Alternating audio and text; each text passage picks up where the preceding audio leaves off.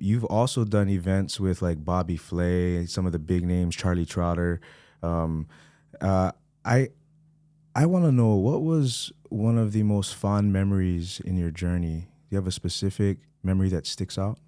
Yeah, what I believe is the thing I enjoy the most is collaboration, camaraderie and collaboration. I think you can do something really special. I can do something that's maybe not as special, but special.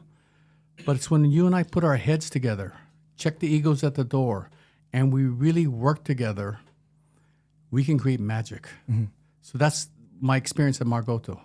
That's my experience on Lanai with the chef over there. This guy is so talented. My experience with Mario Batali from New York or Thomas Keller from the French Lounge, it was all collaborative work. That's when you really learn, and that's when we work together to come up with something that's magical. That's the biggest thrill for me. Collaboration over competition. Exactly. So, like, a chef can easily say, "This is my food." You know, I don't change it. This is my food. You know, but if they're open to listening to what you want to say about what clashes with a certain wine, so people understand that it's really, you can come up with a dish and say, well, this wine goes with it. Well, maybe, but not completely. So how do we make it so that it goes together more completely, more soulfully, more intricately, you know, and more interestingly, more dynamically, you know? And so that's what collaboration can create. That's kind of interesting, because a lot of some old school chefs that I've worked with sometimes have a hard time with collaboration, because this is the way I do it. Nobody's going to tell me what to do. But then there's also the type of chef that will kind of check the ego at the door and display humility. And what are you saying, Chuck? I understand what you're saying. Hey, well, maybe we'll take this out of the sauce and then we'll add this, right? And then that is what you're talking about in terms of collaboration. Two sides coming together, checking the egos at the door, and creating something beautiful. Absolutely. Together. And I have to tell you, as I mentioned to you, you know, I was fortunate to do a cooking show with Roy for 6 years. It was called Hawaii Cooks with Roy Yamaguchi. So Roy is one of the most collaborative chefs I've ever met. He is totally open to things. I mean, he has certain standards for sure, but he is open to collaboration. And the magic that happened between him and Randy Caparoso, because they were partners, was magical, bro. I mean, I've never seen anything like that across the country in terms of this wine and food collaborative thing where Caparoso had a lot to say about the foods of Roy's, as did Roy and Gordon. It was magic. And that's what changed Hawaii. Everybody thinks it's 12 chefs. Roy and Caparoso were the greyhounds. They're the ones that set the pace. And you work for Roy, so you're so fortunate, because that's the man who drove that engine was Roy Yamaguchi. And I remember we did an event on the Big Island, and it was 7 of the greatest chefs. Altogether, it was 15 of the greatest chefs from around the world. And on the gala dinner night, it featured 7 chefs, maybe 6 chefs. Each did a different course. And Roy had the hardest wine to pair his food with. And understand there was 200-something people in the kitchen that night to serve 125 people. So every chef had teams of 16, 15, 12, whatever. So the kitchen was packed with an all-star team, chefs that were brought in from outside with their teams. Like Trotter was one that night. Emerald was one, as an example. So it was pretty spectacular. Lee Hefter from the Wolfgang restaurants. So I just remember Roy had the hardest wine to work with. And I remember I went in the kitchen when I tried his pairing, and I thought, oh my gosh. And I looked across the room. It was packed with 200-something people. And Roy was in the back, and it was up by the loading dock, and he was leaning against the wall, and he just winked at me because he knew he nailed it. You know, and that's because of the years of collaboration that he had with both Caparoso and perhaps a little bit with me, but that's the magic of Roy Yamaguchi. Well, can you explain the wine in the dish? Yeah, so it was a dry Riesling from Germany, from Gunderlach, and it was this 1995, and it was like liquid rock. It was so hard, it was so minerally, it was so unforgiving. And so Roy decided to do his miso butterfish, but it was a very different miso butterfish than the one you serve at your restaurant, because it didn't have as much sweetness as the one that you guys have in the thing. So he adjusted everything, even the preparation, and even the fact how he salamandered it, so it had a certain black edge to it, caramelization to it, and it just was more savory than sweet.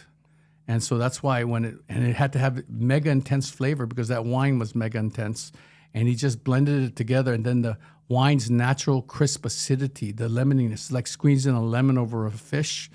That's what he created. And I just sat there looking at him like, oh my God, that is truly one of the most memorable pairings I've ever had, ever. And all these years of working with all these top chefs and everything, that was truly magical.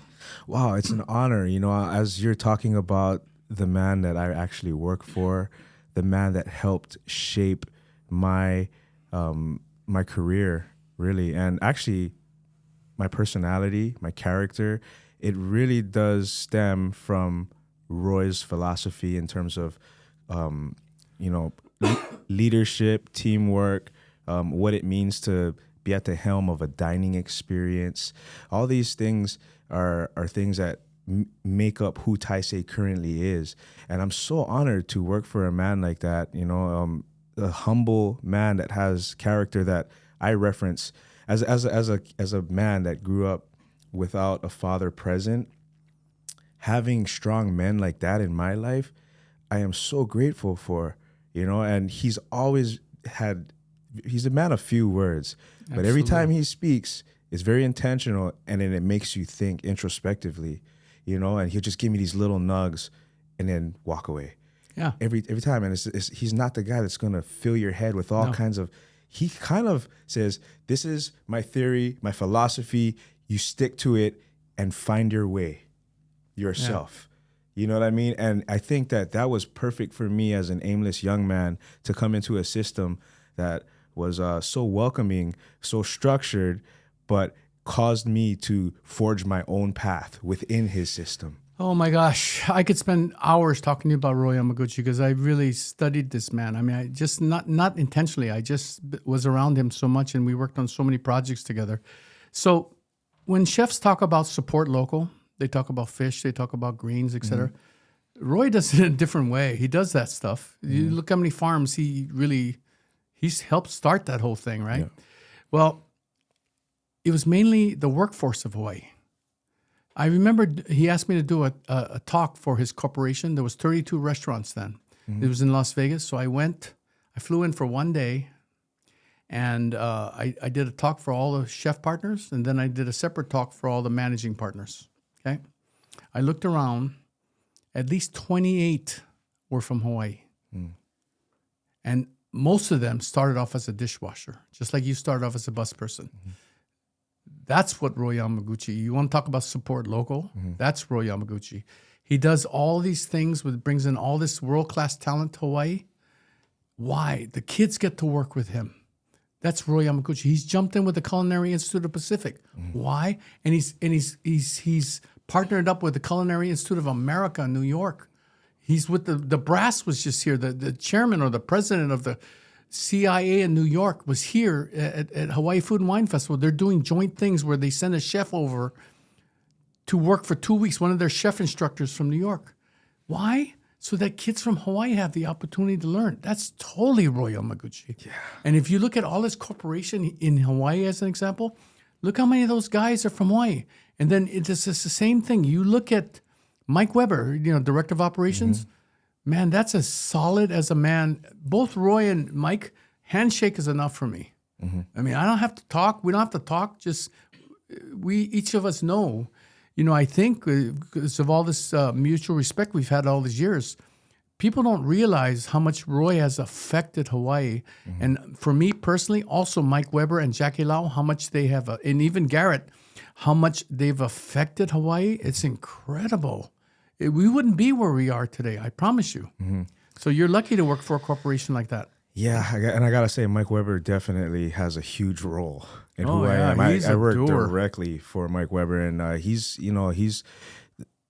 brought up things that helped shape who I am as well. And I have to give my respect to Mike Weber as well. And Jackie Lau, her strength. And Garrett. Well, yeah, Chef G. I love Chef G as well, and he's doing his thing as well. But I think Roy's in general as a family, there's a lot. There's like, Robin Shim, people Absolutely. that don't go away. It's like, what I realize is that, like, with Roy's, a lot of people, spend a lot of time there. They leave, but they end up coming back. I left. I went to 4 seasons. I was back in 5 months.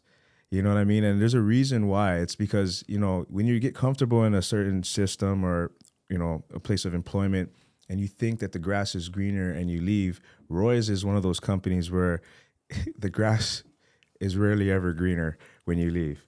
You know what I'm saying? So we talked a lot about Roy, and I think, and what he's done, but I want to get back to Chuck. Who? Should waste time. Talk to Cully. No, you're so old school humble when it comes to that. Somebody else was like that. Who else was like that recently? Dietrich's. Anyway, there's like, nah, not me. But I'm Dietrich. here. Dietrich's, do you hear Langsad? Oh, no, I know this different person. Oh, I'm sure we know a lot of people. But I want to know from Chuck Furuya, what makes a good wine? What makes a good wine?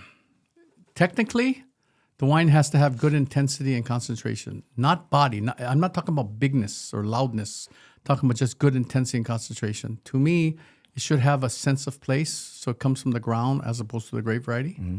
And then it should flow very evenly and seamlessly from beginning to end. Mm-hmm. And for me, when it comes in terms of food friendliness, the wine should be unoaky, unalcoholic, unbitter in the finish. That's what I look for in a good wine. Okay, I'm ordering a filet mignon with a green peppercorn sauce. What would you pair with that?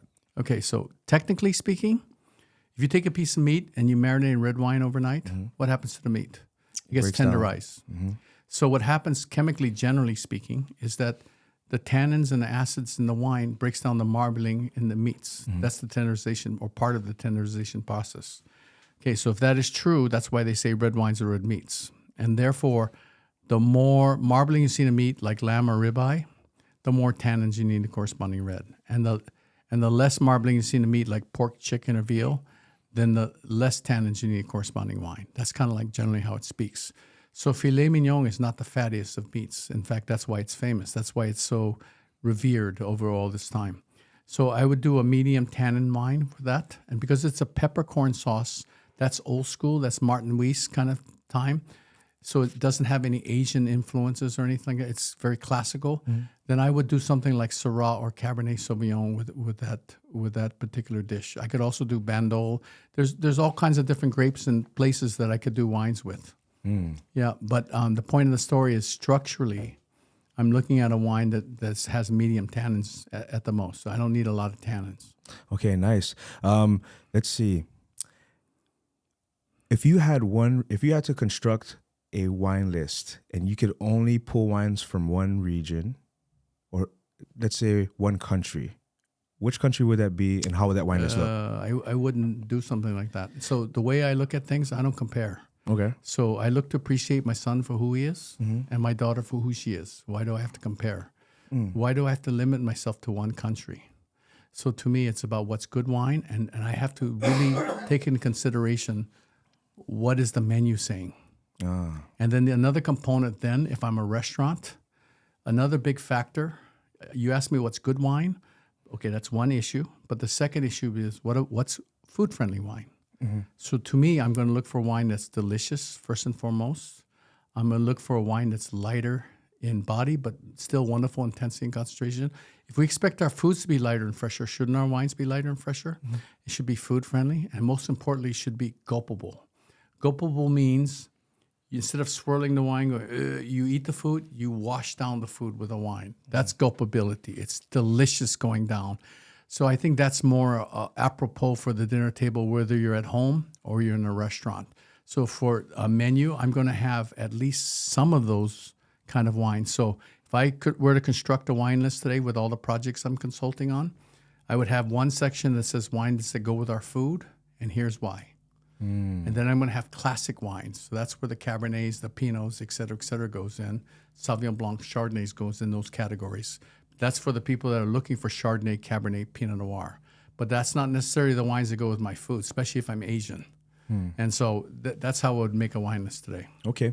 Tell me this. Have you ever tried wines from Japan? I have. In fact, I was just in Japan. In fact, just yesterday, they're sending me samples from Japan right now because of yesterday, because I want to pair some of the wines. When we had Hiroshi Raisin Tapas, I used to do a koshu by the glass for like 2 years, maybe 3 years, that I could get. It was made from Denis Duperdu from Bordeaux.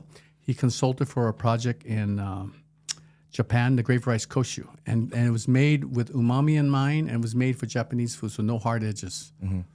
Well, Japanese craftsmanship, when it comes to anything, technology, cars, Absolutely. everything is always very refined. Yes. And they put so much wonderful intention into anything they do. So I can imagine their wines would be able to compete in terms of quality with wines from the well-known regions.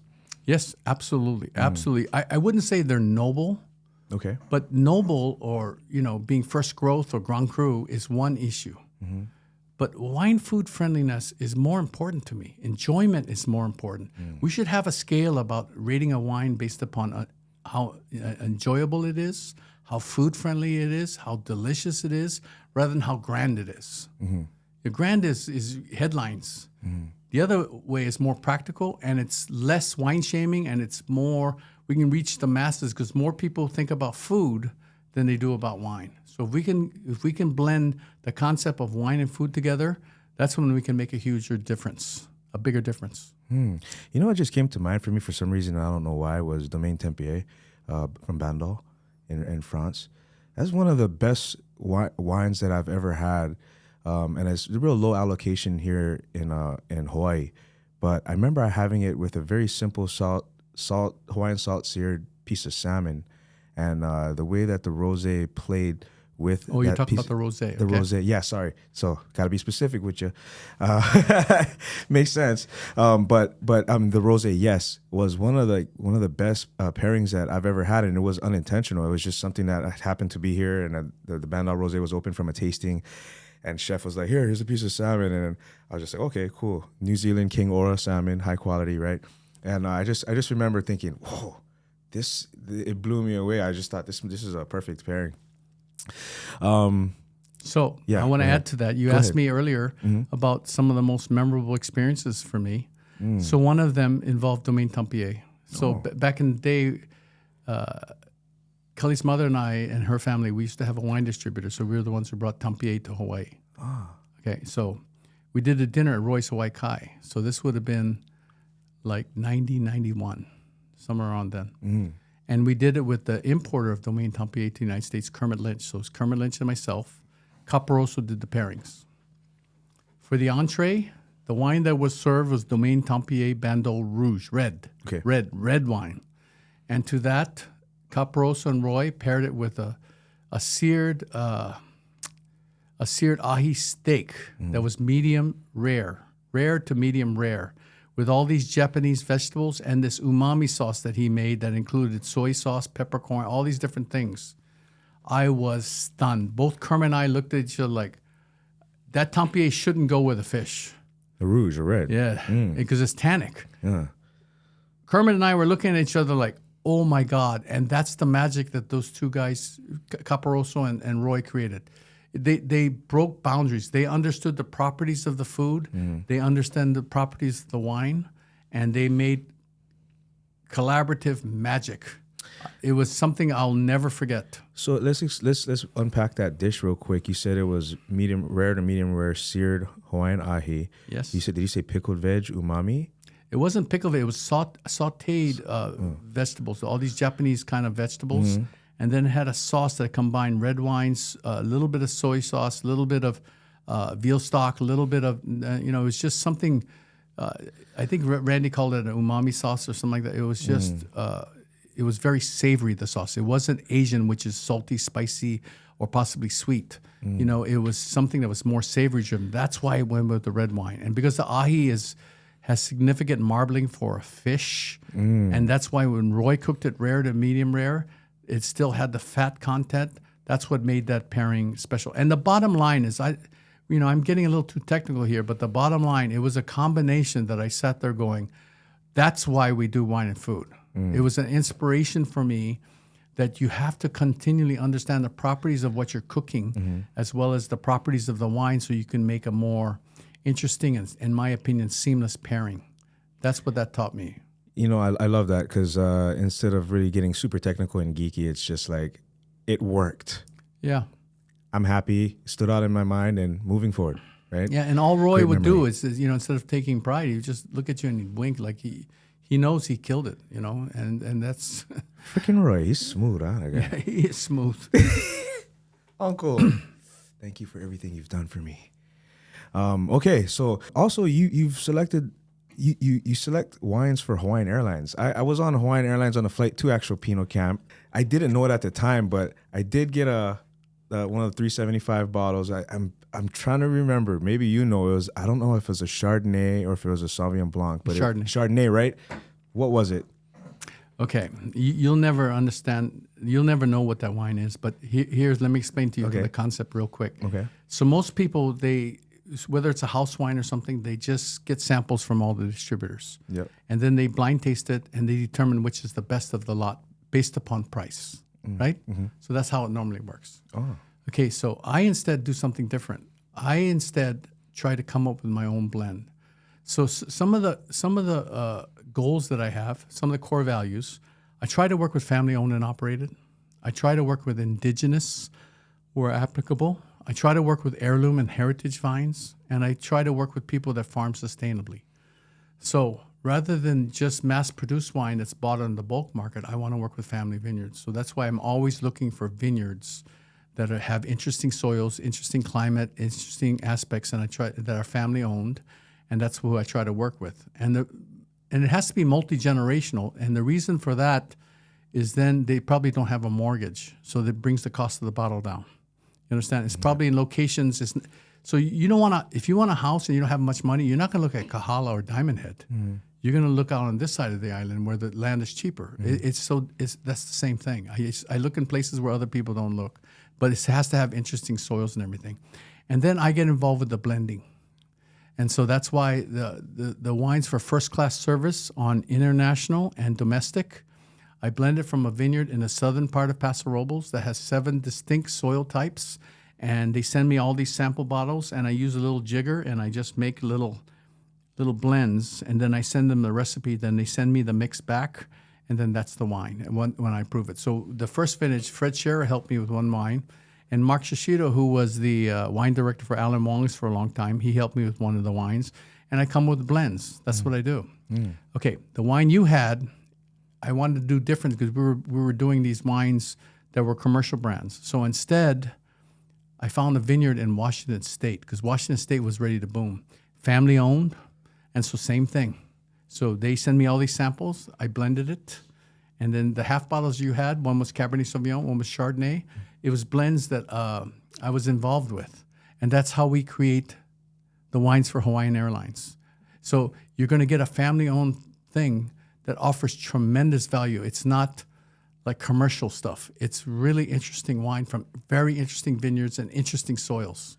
Wow, I love it. Shout out to Hawaiian Airlines for recognizing, Chuck's quality and supporting your understanding of wine. That's amazing. And one thing that I remember was that I was enjoying the wine so much, and I was just thinking, man, it's nice to have a great wine that I knew nothing about on a flight, right? Going to a wine region. Ended up spilling it all over my crotch, though. But think about this. Think about this in a different way. The target is to find something enjoyable, delicious immediately, lighter because you're at high altitude, more food friendly, more enjoyable. Totally. You don't have to think. It's not overpowering you. It's not slamming you on the head. It's just elegant and very delicious. That's the intent. Wow.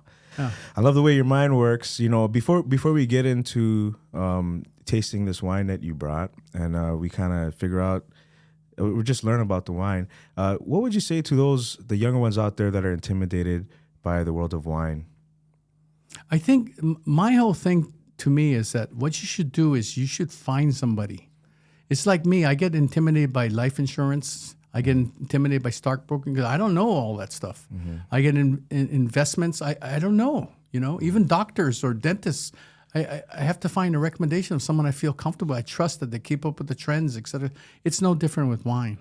So, in my opinion, you should find a store or a restaurant or two that you feel comfortable with a sommelier. You know, like Cully. This kid is really good, you know, and you establish a relationship with it. You go in the restaurants, you go to his tastings and whatever, you establish a relationship. Then you ask him, look, I have $10 to spend. I have $15 to spend. I have $20 to spend in a store. Give me some recommendations, and you write them down, or just email them. You know, hey, I'm gonna have this for dinner. Yeah. What So when I go to Europe or wherever I travel, I look at the sommelier and I talk to them. And I said, look, this is how much I want to spend.